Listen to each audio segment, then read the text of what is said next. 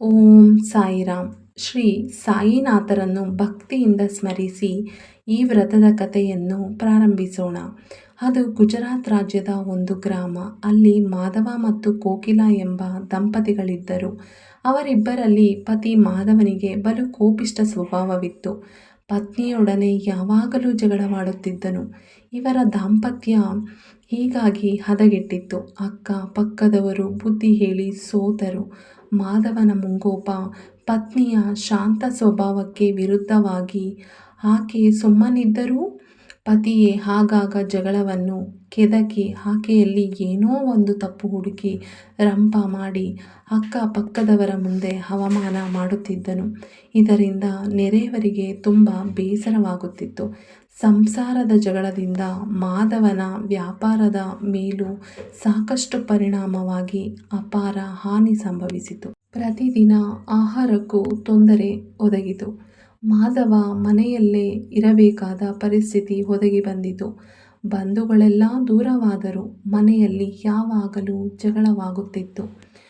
ಅದೊಂದು ಮಧ್ಯಾಹ್ನವಾಗಿತ್ತು. ವಯಸ್ಸಾದ ವ್ಯಕ್ತಿಯೊಬ್ಬನು ಮಾಧವನ ಮನೆಯ ಮುಂದೆ ನಿಂತು, ಅಮ್ಮ, ನನಗೆ ಹಸಿವಾಗುತ್ತಿದೆ, ಏನಾದರೂ ತಿನ್ನಲು ಕೊಡಿ ಎಂದು ಬೇಡಿದರು. ಕೋಕಿಲ ಅವರಿಗೆ ಅನ್ನ ಬೇಳೆ ಸಾರು ನೀಡಿದರು. ಆ ವೃದ್ಧರು, ನಿಮಗೆ ಒಳ್ಳೆಯದಾಗಲಿ, ಶ್ರೀ ಸಾಯಿಬಾಬಾ ಅವರನ್ನು ಬೇಡು, ನಿನಗೆ ಏನು ಬೇಕೋ ಎಲ್ಲವನ್ನೂ ನೀಡುತ್ತಾರೆ ಎಂದು ಹೇಳಿ ಬಂದ ದಾರಿಯಲ್ಲೇ ಹೊರಟು ಹೋದರು. ಹೊರಡುವ ಮುನ್ನ ಕೋಕಿಲ ಅವರನ್ನು ಕುರಿತು, ಸ್ವಾಮಿ, ನಮಗೆ ಮನಸ್ಸಿಗೆ ನೆಮ್ಮದಿಯೇ ಇಲ್ಲ.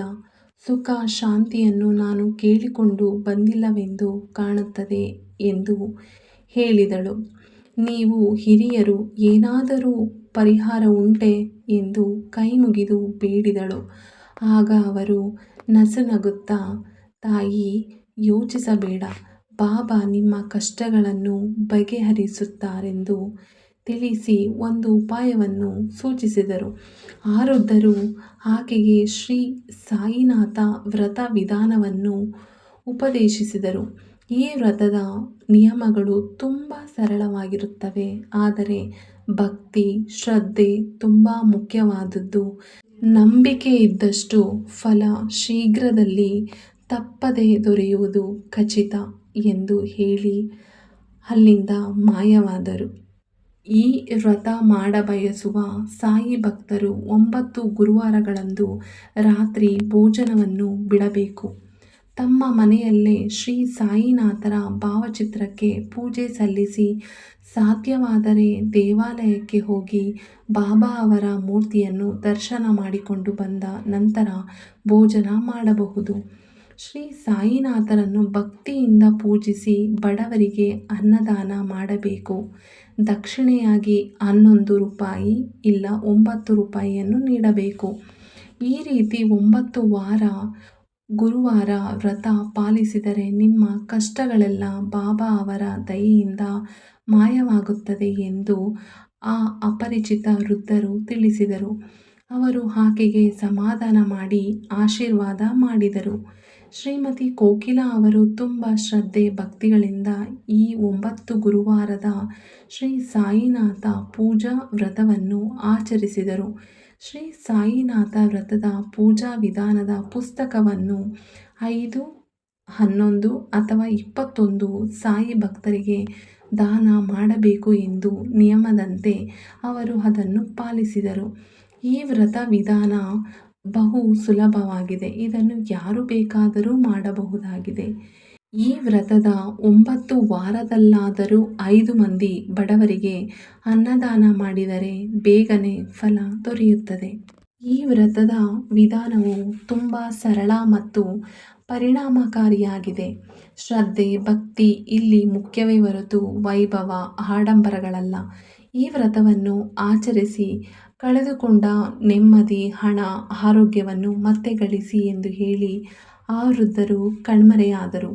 ಈ ರೀತಿ ಕೋಕಿಲ ಅವರಿಗೆ ವ್ರತ ವಿಧಾನದ ಬಗ್ಗೆ ತಿಳಿಸಿದ ವಯೋವೃದ್ಧರು ಆಕೆಯ ಎದುರಿಗೆ ಎಲ್ಲಿಗೋ ಹೊರಟು ಹೋದರು.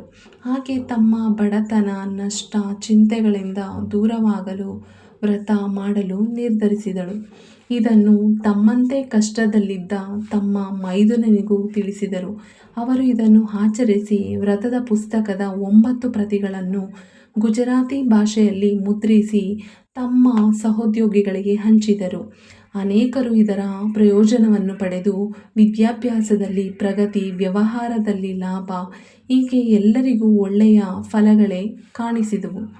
ಕೋಕಿಲ ತಮಗೆ ತಿಳಿದ ನಂಬಿಕೆಯುಳ್ಳ ಹಲವು ಬಂಧು ಮಿತ್ರರಿಗೆ ಈ ವ್ರತದ ಮಹತ್ವವನ್ನು ತಿಳಿಸಿದರು.